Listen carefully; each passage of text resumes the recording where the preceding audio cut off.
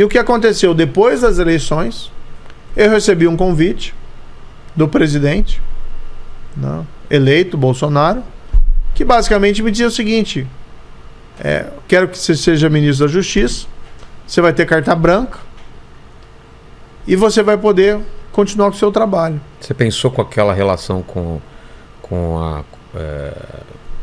as mãos limpas do Falcone, que ele estavam revertendo as condenações, poderiam acontecer isso, e você estando no outro espectro, você poderia trabalhar de outra forma? Foi exatamente isso. O que eu pensava? Eu já conhecia a história do combate à corrupção na Itália. Isso. Da Operação Mãos Limpas. Não era bem o Falcone. O Falcone é da máfia lá na Sicília. Mãos Limpas é promotores lá italianos em Milão contra a corrupção. E eu tinha conhecido eles. Eles tinham vindo ao Brasil. Né? Pessoas como o Antônio de Pietro, Pier Camilo da Vigo. Eles tinham vindo aqui, eles tinham dito: olha, tivemos a Operação Mãos Limpas na Itália. Foi um grande avanço contra a corrupção. Mas depois o sistema político reagiu. E mudou as leis para dificultar condenações. Mudou as leis para dificultar prisões. E começaram a culpar o judiciário. Aquela história da criminalização da política, sei. Combate à corrupção faz mal para a economia. Então a gente já tinha visto essa história. Eu sabia que ia acontecer no Brasil. E eu vi a possibilidade de ir para o Ministério da Justiça, agora em Brasília como ministro, para servir de contraponto a esse movimento. E fazer exatamente o contrário. Apresentar propostas de lei para consolidar o combate à corrupção. E foi o que eu fiz. Aceitei, fui. O pessoal me critica hoje e tal, Talvez seja sua pior decisão da vida. Abre o coração pra gente, Imo. Bem, pensando, tudo bem, você tinha uma informação na época e hoje você tem outra. Mas olhando em retrospecto, foi uma péssima decisão? Ou não? Não me arrependo. Eu me desapontei o que aconteceu depois, porque Bolsonaro não deu apoio. Na verdade, ele enfraqueceu o combate à corrupção. Então. Né, para proteger os filhos dele, ele mesmo fala isso. É que eu não podia ficar no governo porque eu não aceitava proteger. Ele falou isso? A família falou isso publicamente. Isso está declarado, tem declarações dele, dá para resgatar. Que ele falou isso, né, que eu não podia ficar no governo porque eu não aceitava proteger a família dele de investigações da Receita Federal, do COAF, ou seja, né, algo absurdo. Mas ele te conhecia. Ele sabia que você não ia se conivente. Acho que ele achou. Ele achou que ia no papo, levar e tal? Eu acho que ele achava que eu tinha feito aquilo na Lava Jato porque eu era contra o PT. Eu não sou contra o PT, eu sou contra a corrupção. Né? Tanto que no próprio Lava Jato, quando houve o acordo com a Odebrecht, ela revelou casos de corrupção envolvendo vários outros partidos, e aí inclusive a oposição, inclusive envolvendo casos, né, de figuras do próprio PSDB, que eram oposição na época do PT. Então assim, o meu trabalho com o juiz não tinha nada a ver que era PT ou que era partido X. Eu fiz meu trabalho, não gosto de corrupção.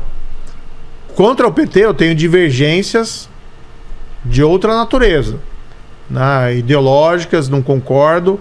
O PT tinha que fazer uma meia-culpa da corrupção que houve no governo para ele poder dar a volta por cima. Também não concordo com as ideias econômicas ou políticas, mas é uma outra história. Tá. Mas aquilo não guiou meu trabalho como juiz. Como juiz, eu apliquei a lei. Talvez o presidente achasse que eu tinha feito aquilo porque eu era contra o PT, mas eu fiz aquilo porque eu era juiz. Apliquei a lei. E achasse então que no governo eu ia protegê-lo. Né? Mas assim, não posso. O ministro da Justiça não é advogado, não é babá do presidente da República e nem dos filhos dele. O ministro da Justiça, qual que era o meu sentimento? Se eu fizesse isso, eu estaria traindo a população brasileira. Porque a Lava Jato ela só foi possível não por causa do juiz, do procurador, do policial. Foi possível porque a opinião pública e a população apoiou a Lava Jato aos milhões. E como é que eu, que tinha tido apoio daquela população naquele momento crucial da Lava Jato, ia aceitar trair a lei e agir como um advogado do presidente para protegê-lo contra investigações legais? Rachadinha é crime. Rachadinha é crime. Como é que eu ia atrair a confiança... O nome parece que é uma coisa bonitinha, mas não é, né? Rachadinha é muito mais grave do que parece a palavra, né? O pessoal, para entender, é o seguinte: você nomeia alguém servidor público no teu gabinete parlamentar e você pega o dinheiro. É dinheiro público. Exato. Quem faz isso está praticando um crime.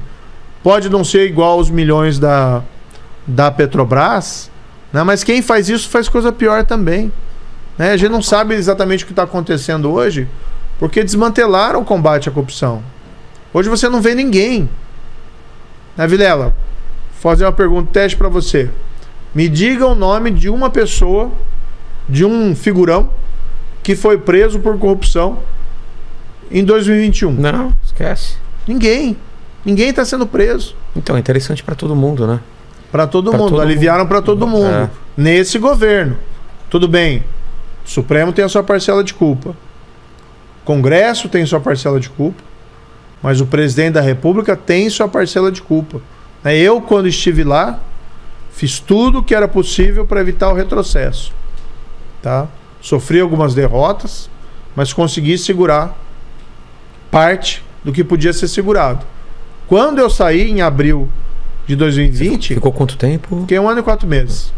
Quando eu saí, aí morreu tudo.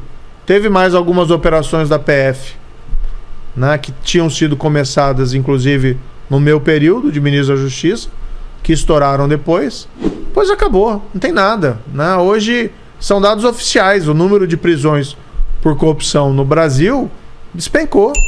E não é só o número, a qualidade. E como que faz isso? Como que uma pessoa consegue desmantelar isso? É colocando medo na Polícia Federal, trocando pessoas? Como que se faz isso? Entre outras coisas, o que fizeram nós tivemos 3 trocas de diretores da Polícia Federal.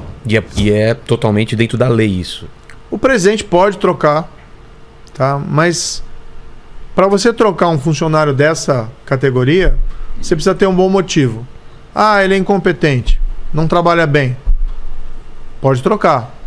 Agora, quando você faz essas sucessivas trocas, a percepção que se tem, inclusive dentro da própria Polícia Federal, é que não está agradando a Polícia Federal, mas não está agradando pelos motivos que o governo muitas vezes busca se blindar. Que não é só a troca dos diretores, é a troca lá do superintendente, é a troca do delegado. Né? Eu indiquei uma pessoa, quando eu assumi como ministro da Justiça, indiquei um diretor da Polícia Federal, que era um delegado que tinha trabalhado na Lava Jato, era um cara corretíssimo, e é aquele cara que eu sei que se eu pedisse algo errado para ele me dava voz de prisão, que ele não ia compactuar com ilícito. Eu não dirigia investigação, não fazia isso, como mencionei há pouco. O papel do ministro da Justiça é outro. Mas se eu quisesse interferir em uma investigação, ele não ia deixar. E era o cara que eu queria, para proteger a Polícia Federal.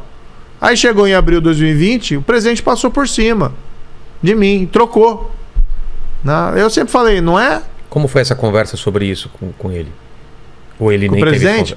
No fundo, o que aconteceu foi o seguinte: fazia tempo que ele vinha insistindo em trocar. E eu estava segurando. E eu ia postergando. E eu ia colocando. Até que chegou ali em abril de 2020, eu falei para ele: presidente, eu não aceito a troca. Se for substituído, eu vou sair do governo. E falei, vou falar a verdade. Porque eu devia aos brasileiros a verdade.